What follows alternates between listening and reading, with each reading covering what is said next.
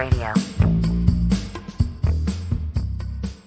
Why is it that you, a sweet girl, can drive this huge car so well? To drive a car is not necessary to be a man. I mean, the quality you need to drive a car can be very feminine. Welcome, dear listeners. Welcome to a new venture, Achtung Radio. It's going to be an occasional series of shows about non-football related matters that catch my or our contributors' interests. And that voice you've just heard there was a woman who caught my interest very much. That was Michele Mouton, the Queen of Speed, as per a fantastic Sky documentary that's currently on Sky TV. Joining me to talk over Michele and her remarkable achievements in the world of rallying is our resident motorhead. It's Mr. Harry Warren. Welcome to the show, H. This feels a bit strange doing a podcast on motorsport, but very nice. Yeah, well, like I said at the start, I mean, this will be an occasional thing, listeners. I don't suppose we'll do this. We might do it more regularly, but we'll see. But it doesn't fit into the football zone. It doesn't fit for me into the football history zone at all. So, but nevertheless, you know, sometimes there are things that you see, and in this case, a show that you see on TV that really catches the imagination. As I've said, the show concerned is called Queen of Speed, and it's on Sky documentary channel, and it concerns a remarkable and charismatic individual, Harry, Michele Mouton. What a woman! What an achievement, and what a documentary this is. How did you find it, mate? Yeah, I mean, I knew a little bit about her before that she was sort of the most. I knew the name, but I didn't know anything about her.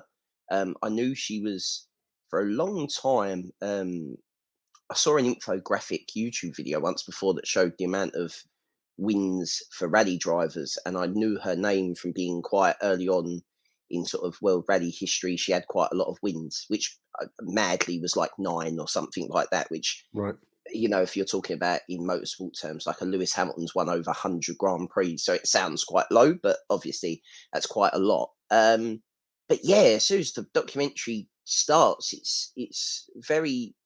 I always find when you don't know something about someone, you get two sort of types of documentary. You get the documentary that's a bit slow and ponderous, and sometimes, unless you're interested in, if it's about a boxer, unless you're interested about boxing and have sort of applied knowledge of the sport around it, that you can get quite bored. Or you get the other kind of documentary where they focus in on the person. The Senna documentary does this very well, right, as does this. Yeah, I think you mentioned it to me off air that it didn't bore you with just stats. It took it to the person involved, and it was an hour and a half well spent, I think. I think so. I mean, I came into it, listeners, as maybe a passing interest in motorsports. I know the big names. I wouldn't know. I certainly hadn't heard of Michele Mouton. And I wouldn't say I'm not a fan, but I'm not against it, if that makes any sense. But I thought this was a wonderful advert for motorsport generally, and particularly rallying, Harry, that I knew even less. Obviously, the big Formula One names, but rallying tends to come into what might be called a second division of motorsport in popular consciousness. Just to give a few details about Michele's life. She was born in 1954 in a town called Grasse, which is near the Italian border of France. And she was brought up, from what I've read, her parents were involved in the perfume industry. They clearly had some money, Harry, because, whatever your level of motorsport, to fund the season of motorsport driving in any walk of any discipline of the sport requires, you need a few bob to do it, don't you? Yeah, I mean, it is, in the early days of motorsports, the 50s, sort of when it exploded in this country, you look at it, it was before the war, it was people like Ray Emery's wanted to get into planes. And then after the war, because there was no planes, they all jumped in a motor car. And you still need that to afford a motor car then, especially one powerful enough to do justice in an event. You would have needed some money at some level. That's not to knock. That's not to knock anyone. It's just the reality of it. I mean, one of the things, the early points that I picked up on the show on Queen of Speed, is how rallying is seen as more, maybe then, maybe not so much now, you tell me, H, but more democratic in that the cars are clearly production derived cars. They look like the cars you could have outside on your drive. And there was a principle that anyone, if you had the money, that you could turn up and have a go. I mean, it was, you just needed the money to do yourself justice on the course, so to speak. Is that fair comment? Yeah, I mean, the early days of rallying, I mean, were very much like that. I mean, the era that we're talking about for Michelle was the end of that era into the sort of Group B era, which is she straddled both eras, and Group B, for in a wider rallying context, is seen as the heyday of rallying. It is when they sort of went mad. They ended up by the end of the sort of beginning to mid 80s, they all got four-wheel drive, which was a massive thing. Audi developed four-wheel drive, the Quattro, Yeah. and that is and these all had real world applications. I think ABS was developed in rallying as well, anti-lock brakes, Right. Okay. sort of safety stuff that is now on road production cars, sort of come from rallying. Mini Coopers won the Monte Carlo Rally, which become the John Cooper, which is why you get minis are John Cooper Works. It's things like this. So rallying does play into, or especially sort of 80s, 90s, did play into this. I think Ford coined the phrase, but it's a famous phrase of win on Sunday, sell on Monday, and Yeah. it's big business. Motor cars, a car is a car, so the image that a car used to have was helped by rallying, and obviously in Michelle, Audi and other manufacturers before she got to Audi found a charismatic female to sell their cars. Absolutely. I mean, the footage of her career, I mean, she begins driving in the early 70s. I think she said 73, where she had one of her friends was in the Monte Carlo rally, and he needed help and assistance as a co-driver, and so she was with no previous, or so she said at least, no previous experience. She sat next to him in the Monte Carlo rally. So that's how she got into it, and then gradually through the 70s, she started to take the wheel and clearly displayed talent to the point where she's starts to compete in ever higher level races. She used up the ladies champion. I mean, I suppose we ought to get the kind of elephant in the room out, that this was a very machismo rallying motorsport. H is a machismo world where the presence of a female is a very unusual event, other than maybe the girls that come out to before They're the race. banned. There we are. They're not banned in Speedway, because I know that it's still old school. They aren't banned in Speedway. It's still old school in Speedway. They've got no brakes, Speedway. You have to be absolutely fucking mental to do Speedway, ladies and gentlemen. But this was the norm. I mean, to put it in a nutshell, I mean, for a woman to come in and achieve and be taken seriously, as she forced her way into the kind of racing consciousness through the 70s, is in itself a massive achievement, let alone start to win high level races. I mean, I think the determination and grit of Michele Mouton is one thing that really came over in the documentary. Yeah, it was, the obstacle of her being a female was an obstacle, not a physical, not a physical thing, because in terms of sports, I think she said it herself. There's only three sports that you can compete as a man and woman equally, in her opinion. I think Yeah. one was horse riding, the second was motorsport, and I can't remember what the third was. But she was basically saying, because it's equipment, as long as the equipment's got parity, which isn't always the case in motorsport, but if you're driving against your teammate, for instance, you should have the same thing. Therefore, she didn't see herself any different than a man or a woman. Then the problem was for her was that the men were pissed off when she beat them, and Yeah, they a bit didn't of the like it male at all. pride Absolutely. took a bit of a hit, which you can imagine didn't go down well in the 70s, when you've got James Hunt in Formula One, with a girl on either arm and a cigarette in his mouth. Yeah, I mean, that really came over. I mean, The thing I want to say about the documentary to anyone that's interested in seeing it, and I would recommend people to watch it, is that it is. I suppose you could argue it's coming from a, is it a feminist perspective? It's. I don't know if that's the right way to put it, but certainly, you're presented with the reality of life maybe in the 1970s, where, as you say there, H. I mean, the equipment means that you're fundamentally on equal terms, but they're not taken as equal, having equal status. And I think that is the thing that is, the documentary gets it across quite well. And there's some really cringe-worthy interviews with Harry. Was it Harry Vatanen? Vatanen? Yeah. I mean, these are big names. I mean, I think you touched upon it earlier about like rally being second class. In Finland, rally isn't second class. There's a thing called the Scandinavian flick, which you send the car when you've got a rear-wheel drive car, you turn the wrong way to then flick it into the corner so the arse slides round. And that was Right. invented by the Finns driving on ice. And obviously, because their winters are They have a lot of mental, ice. obviously, They do. they have a lot of ice. So they're a lot of Finnish people. I think the Finns sort of dominate rally. Yeah. And she's up against these two big Finnish names in Stig Blomqvist, who I think Swedish, but I've called him Finnish, so we'll go Scandinavia. with you. Yeah. Yeah, and then Harry Vatanen, who are, the big names of rallying at the time. And all of a sudden, you've got Michelle turning up, who, as the documentary says, is living life to the full on and off the track, as she's Well, getting she more said and that more herself, and confident. I thought she was quite charming. She said she was partying, she enjoyed a drink, she enjoyed a fag, and she enjoyed food. And that's what kind of life is meant to be for. Yeah, Um, very French. That's a very very French French. way of that. Very French. Mightn't be the best route to the top of a sports profession, but hey, you're gonna enjoy your time, and she did. But I think it was her dad who said to her that you need to clean up if you're going to really progress in this sport. And boring but true. You need to. He said the only drink she could have would be the champagne on the winners' podium at the end of the race. That was the only one she was allowed after that. So things kind of took off towards the late 70s for her, I think, when she started to really be seen as a contender, Harry. Yeah, I mean, I think she started off driving for Alpine, which are like Yeah, a division of Renault.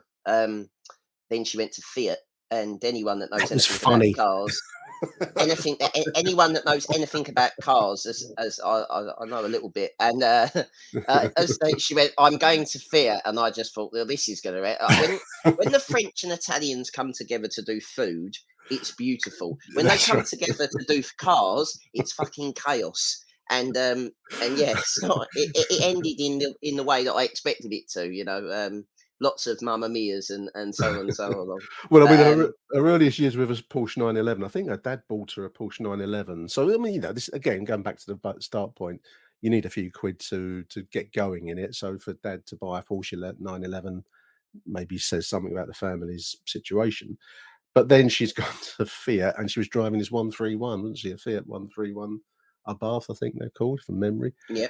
And they look it did look like you're driving a tractor around. She's like turning in and it's going straight on. Like they've got camera footage. It's brilliant. Like compared to what they showed, like footage of her in her Porsche or whatever she's driven before, and she's like hitting the apex and turning in, and it looks, quick. No Then she goes power in her assisted Fiat. steering, Harry. I mean, No, she that's needs she it. And needs she go, arms and shoulders to steer the thing. It's you're physically maneuvering it around constantly toing and throwing around corners and twisting and turning on the course. Um, I mean, things really kind of picked up when she went to Audi, and in 1980, I'm just looking at her wiki page, and they were developing the iconic Audi Quattro, which had power assisted steering, which really gave her the four-wheel platform. drive. Yeah, Four-wheel drive in a quarry. They developed the world's greatest. Four-wheel drive wasn't the story of how they managed to get that in is, I mean, rallying. And I will say this to anyone that likes sort of corporate sabotage and subterfuge.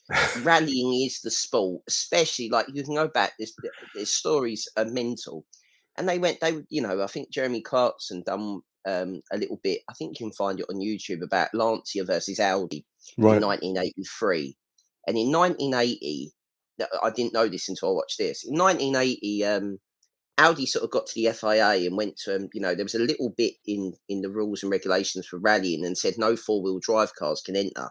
And they said, Oh, like at the end of the meeting at the FIA, when everyone's getting their bits together and wants to go out for the meal and the lunch, in the middle of Paris, they go, this bit in rallying that we say that we can't have a four-wheel drive car, and they go, yeah, can we take that out? Like, and they're thinking, oh well, no one's going to develop a four-wheel drive car, no one's ever done it, no one's ever won. And they went, yeah, all right then, and they took it out, and then in 1981 they turned up with a Quattro, and other than it would either win or blow up. That was basically it in the early times. Like any new technology, it either works or it don't, and Yeah, it did. you have to iron the bugs out. And by 82, she's and I mean the she was right. She's open and honest about it, which I liked.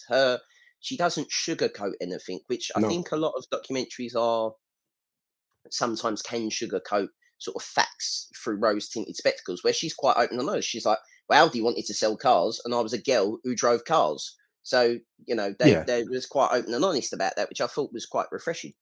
Well, it was. I mean, the hook from the Audi point of view. I mean, they signed Michele Mouton in 1980 as they were developing this new model, the Audi Quattro, four-wheel drive, as Harry says. And they also brought in her co-driver Fabrizia Pons. So you had a two-female team. I think it was seen very much as I'm trying to find the right word here, listeners, but I I think can do. Well, you can say what it was. You're talking about the 80s. yeah, That is yeah, what it was. yeah, that's right. And I mean, I think Michelle was on an eye-catching woman, and she was clearly talented. I don't think they quite realised how talented she would get, and I think No. that's interesting. That's one thing the film does very well, because she signs for Audi in 1980, and in this new Quattro four-wheel drive, and then she starts winning. She wins San Remo. And then in 82, Portugal, the Acropolis rally in Greece, and the Brazilian rally. So outright wins. I mean, to win one You've of them reminded is me, is you've an reminded achievement. me of a, yeah, it is. I mean, Portugal, the Portuguese rally footage in that It is film. mental. It is I mental. mean, Portugal rally, I mean, is famous. As I said to you when I watched it, I didn't know. Sort of Nick sort of went, oh, they're a bit lax on health and safety, and I thought they'd shown like future down the line.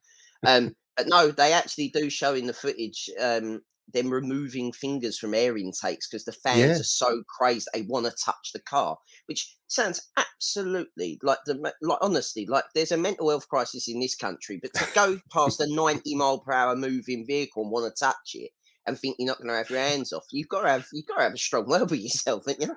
well, to stand in. I mean, just to describe the footage, as I said repeatedly, do watch it, listeners. It's well worth it. I mean, the footage across the whole movie really gives you a sense of the speed and the power of the machines, and the crazy scenes, especially in Portugal, where for some reason it's seen as a national event. You got people in the middle of the road, Harry, trying to get a picture as the perfect shot as they're coming around a corner at Yeah, and they're 80, 90 mile an hour. standing around a blind bend on an apex at the bottom of a jump where if the car's in the air. I mean, there's a quote I know from Walter Roll, who's like another famous rally driver. Mm. He goes, I never like to go to Finland because I don't like jumps. If I wanted to fly, I would have been a pilot, right? And they come around this corner in this footage, and all four wheels are fully off the air. There's Yeah, no yeah. control at that point. It's not a car. It's falling with style at this point, and they're standing there like it's totally acceptable. And you go, and this is the point though. This is very 80s. Oh, it would have been their fault. There'd have been no health and safety claim. There'd have been none. Nah, it'd have been shut down before it even began. I mean, I found it really interesting because obviously, lived through those times, and we live in a modern world now where everything is litigation, and everything's got to have a fault other than yourself, it seems. And I can see the reasons why we've gone down that road. It's kind of at a tangent slightly, but when you see the images of the Portuguese Grand Rally from those times, with people basically, they're just open roads, Harry, on the country roads, and you can stand where you like. And there's a certain the modern litigation world seeks to take things in one direction, which you can kind of understand and support. But equally, if I think out there at that time, it was up to you. If you want to stand in the middle of a road whilst cars come flying around at 80, and you want to do that, yes, I don't know. That's your There was call. a slight, what's it, the Darwin Awards or whatever, sort of Darwinism about what you're saying here. Yeah, I mean, it never got better in Portugal. I mean, the thing that sort of killed rallying to a point, it was reaching a level where it was in parity in Formula One. In the 80s, you had two big movements that nearly toppled Formula One and never did, and never really have recovered to their previous point in a wider motorsport context. Was Group B rally and Group C Le Mans cars, Okay. and both were more dangerous than Formula One because they just were. I don't know why, but they just were, right?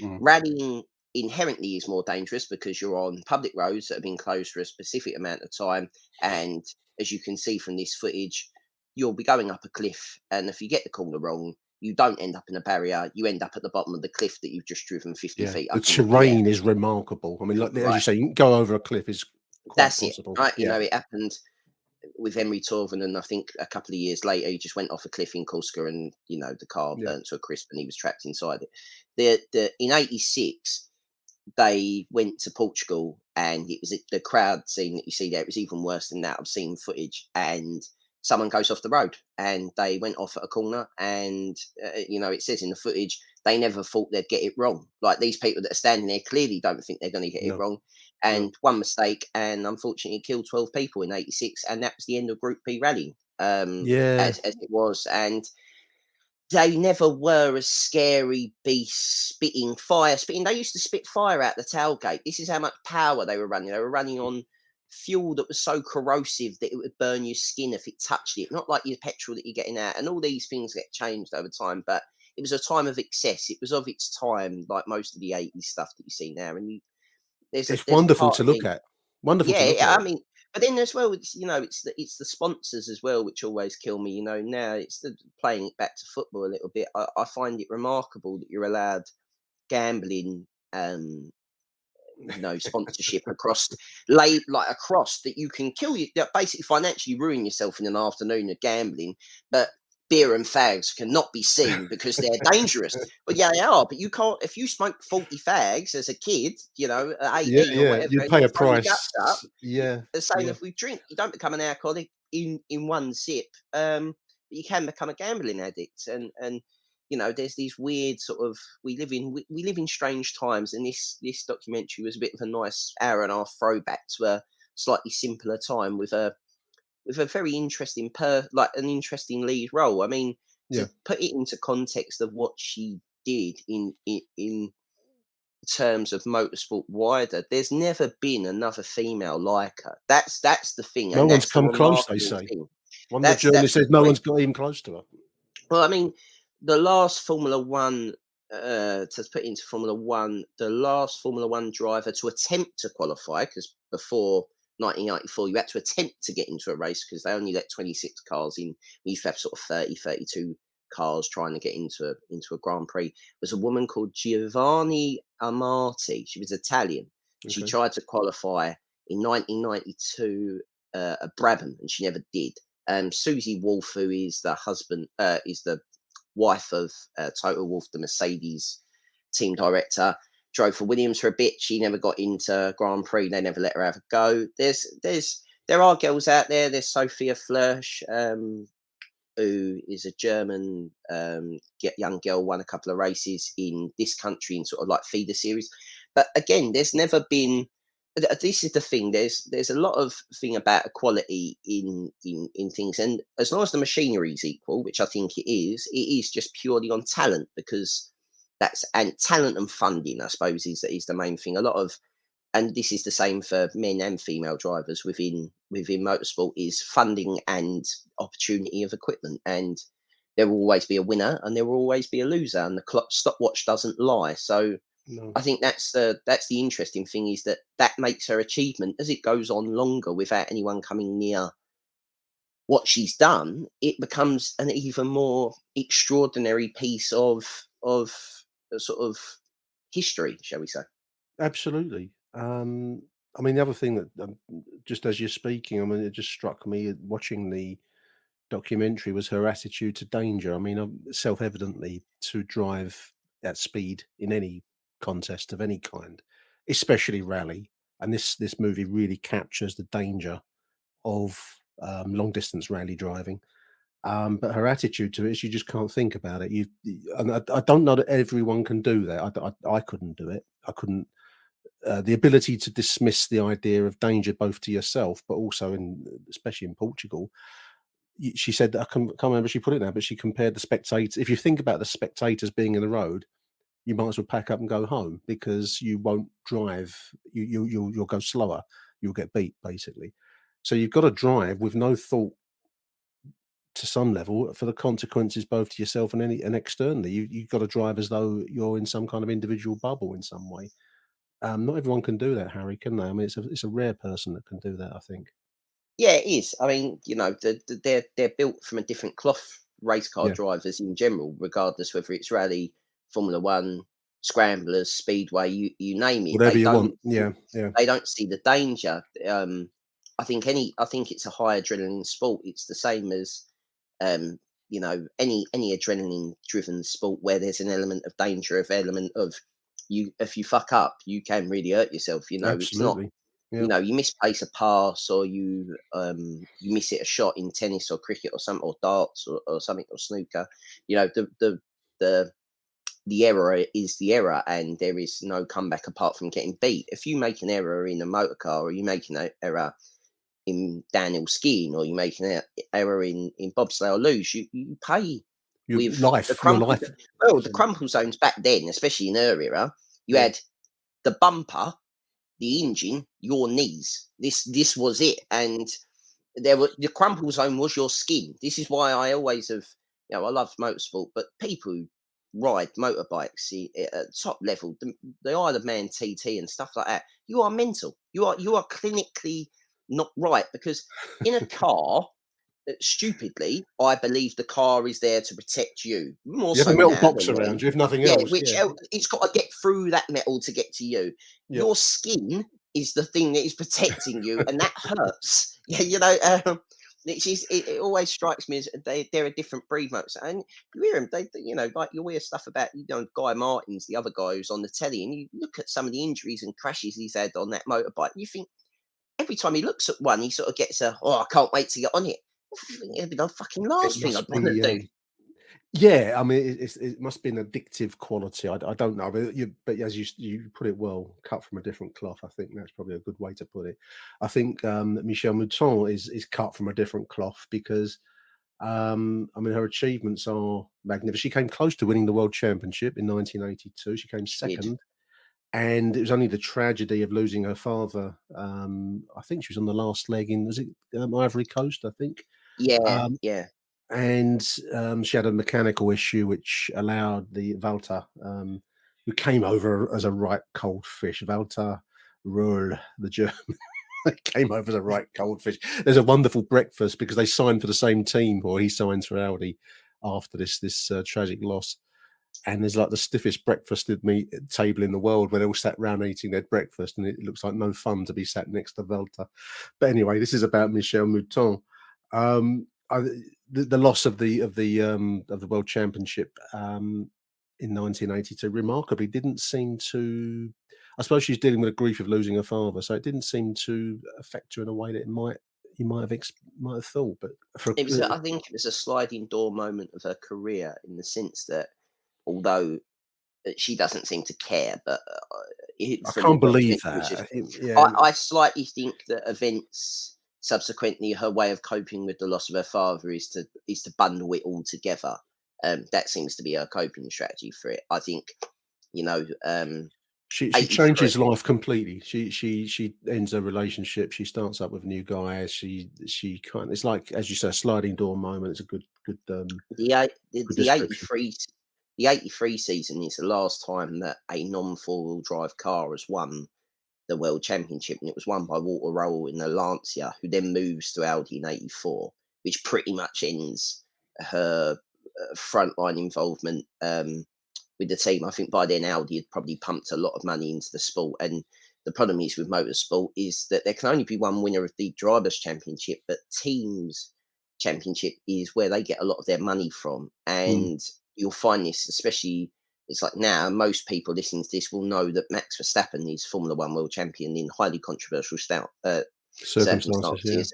Yeah. But a lot of people won't know who the team world champion is, even though that's where the money is. Mercedes won their, I mean, was it Is it 8 in a row? Mercedes? I wouldn't have known Yeah, that. they won. Yeah, Yeah. so there's always a constant battle between the individual, i.e., the driver that's putting it all on the line, and the team who think that For they're giving these people the equipment and the time and the expertise to do what they're doing. eternal battle Um, between the individual and money, Harry. that's true. So I think by that point they're running 4 cars, and I don't think any sort of successful motorsport team that I've ever seen has been able to run 4 cars and keep everyone happy. There is always a lead driver. There is always someone that is at the back out of those 4, and they will always be comparing themselves to the other 3. And I think Michelle, being how she was, as you can tell in the interviews, and being French, which I think always plays into. I think national stereotypes always play into. National psyche is a weird thing, but I do think sometimes in race car drivers it is um, blown up to a wider scale, because in the cockpit you are very much, all your armor is removed, Yeah, and yeah. she's very much this. I feel she's very straight back with everything. Of that is what she thinks. I don't think she's doing anything for camera even back No, then. at no stage. No, no, no. I So agree. I think it's very much, I think the line that I made me laugh the most at the old documentary is she wins rallies. I think she wins the first ever rally for the Quattro. I might be wrong on that, but she definitely wins one of the Mm. first ones from. And they went, oh, at the end of 81, they said, oh, it's the same contract for 82. And she was like, no, you've got to pay me double, like straight away in there. And I'm like, yes, go on. That's it. That's exactly it. That's what these people try to do to you. And I think she knew what her worth Yeah. was. I mean, it's an interesting point because she displayed self confidence to say, "No, you pay me double now because I'm worth it, basically, and you're not doing me a favor. We're here on a business footing now, you know." Yeah. And I think in a man that's seen as those attributes are seen as wow, leadership. You know, the kind of guy, the alpha male. In a I woman, think it it could be took her seen as aback, to be bull. honest. Uh, I think it took Audi aback. I would have loved to but have been a fly on the wall in Bavaria when she walked in with her lawyer and went fuck off. But Oh, thank you. you do find yourself identifying with her, and which I think is the strength of the movie because, like that line there is a good line. You know, you say, "Yeah, fuck you, Aldi." You know, you've got to pay the money because you've got one of the top drivers in the world on your hands, and you've got to pay the appropriate fee for that. Yeah. Um, It was nice the way it ends with the Pikes Peak, because I yeah, don't think what a race, what a it's not challenge. it's not really seen in Europe, especially even really now. I mean, there's a few. I mean, I know of Ken Block mainly because he turned up to me work and decided to drive a Mustang around underneath it, and we all got to stand there and watch it. But I didn't know of him beforehand, and now I know that he goes up Pikes Peak in these mad sort of Ford-based cars that have got no passing resemblance. But she drove her Audi up Pikes Peak, and you've got all these good old boys Yeah. standing there going, "This woman's going to turn up here, and she's going to turn left and right in that thing."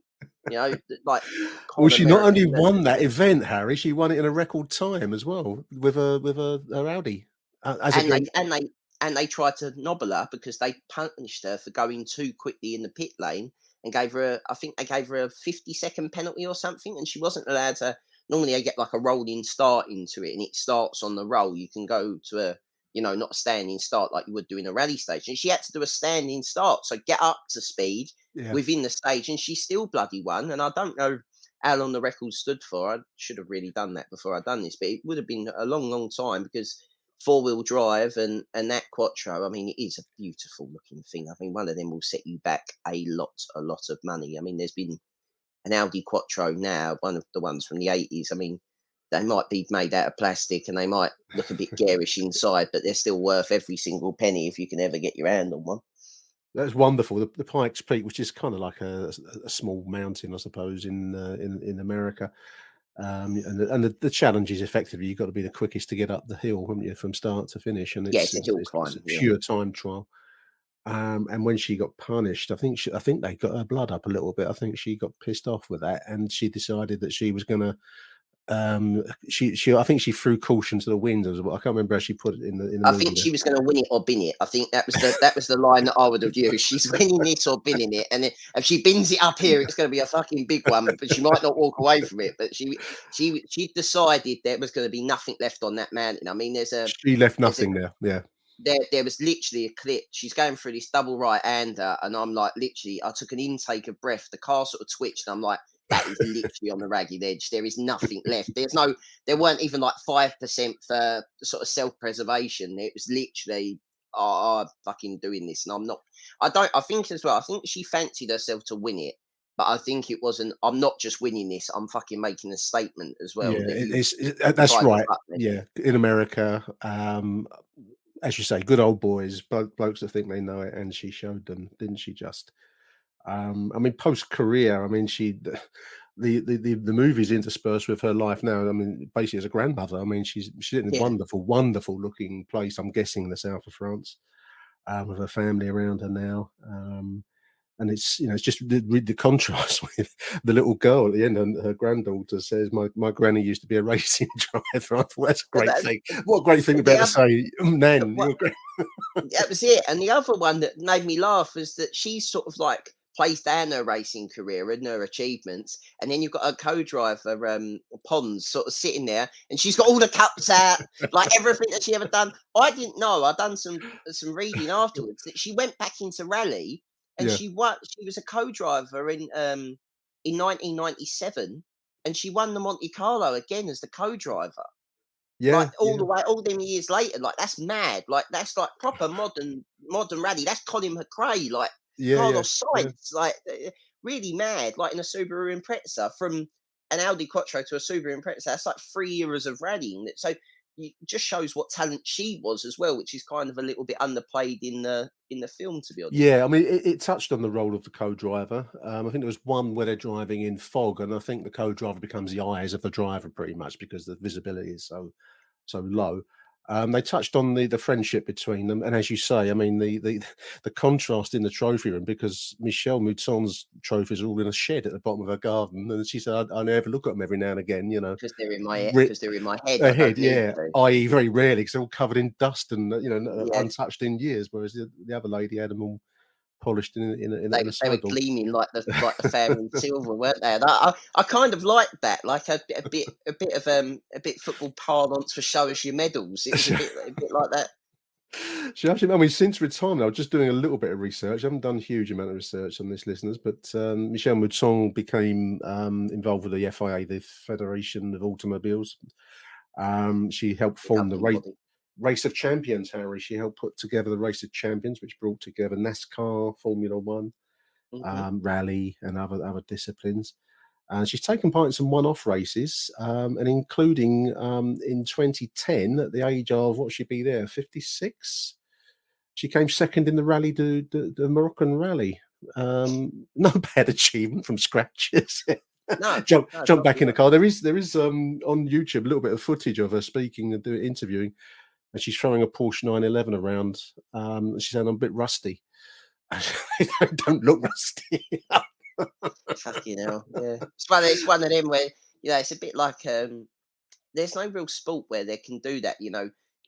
There was because it's just equipment, isn't it? And it just maybe a little bit of the weight goes on around the middle, and other than that, and that's always plays into it. But the Race of Champions does make you giggle sometimes, because you end up with all these sort of superstars of the sport turning up, and you think, oh, they're not taking it seriously.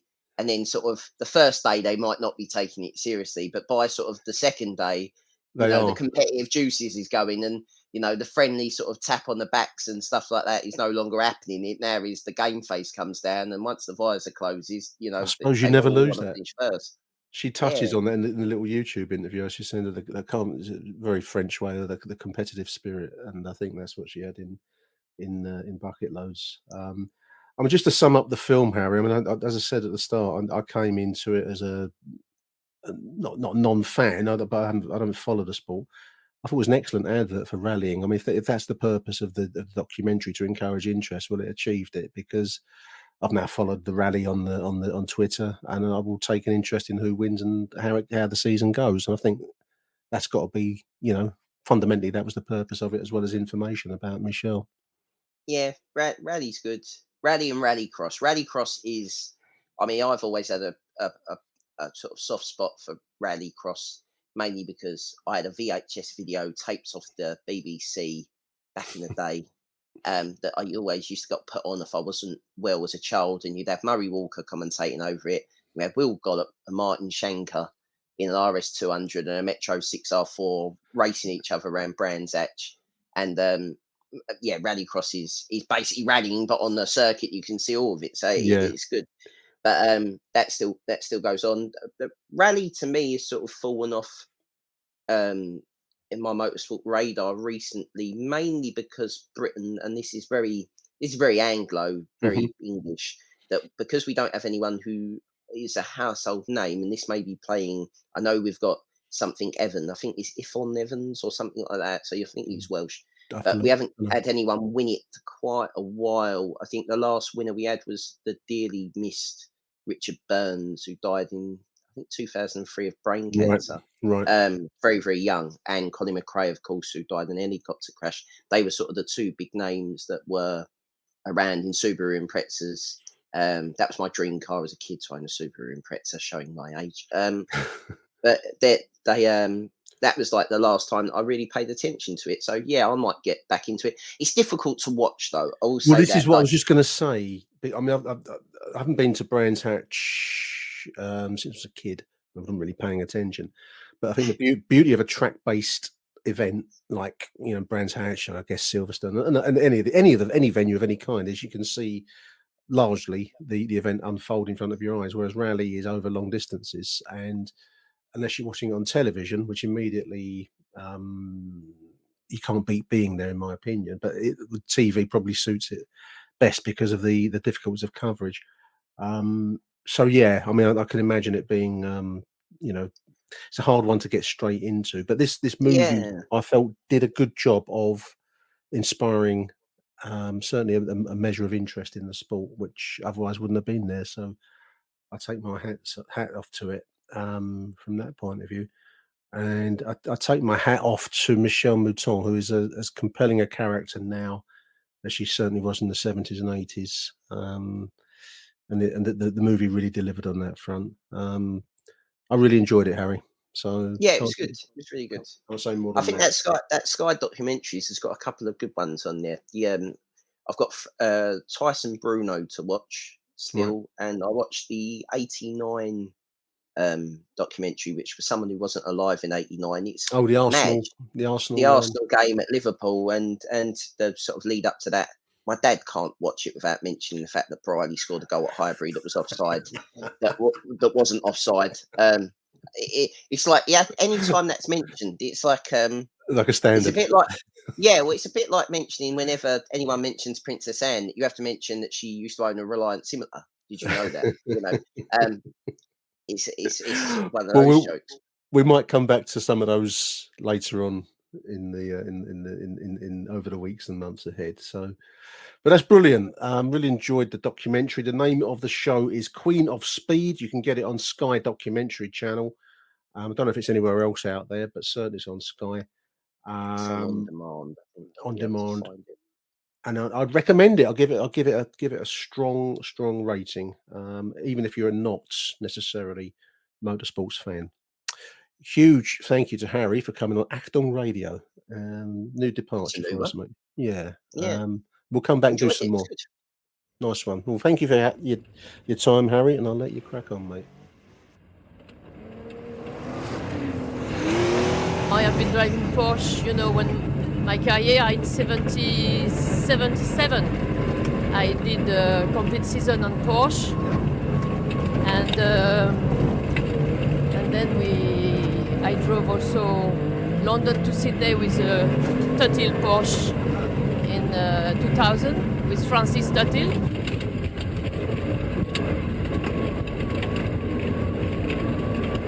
I have still the reflex of four-wheel drive and not two-wheel drive, so this is only, I have to concentrate for that.